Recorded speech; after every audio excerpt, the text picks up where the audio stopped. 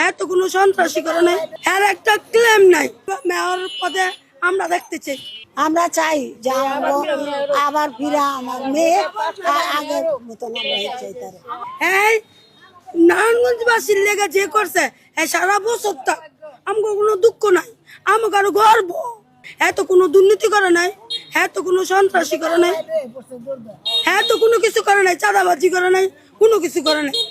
হ্যাঁ একটা ক্লেম নাই, নাইলে আমরা বসে থাকতাম না। হ্যাঁ আবার পূর্ণ মেয়র পদে আমরা দেখতে চাই।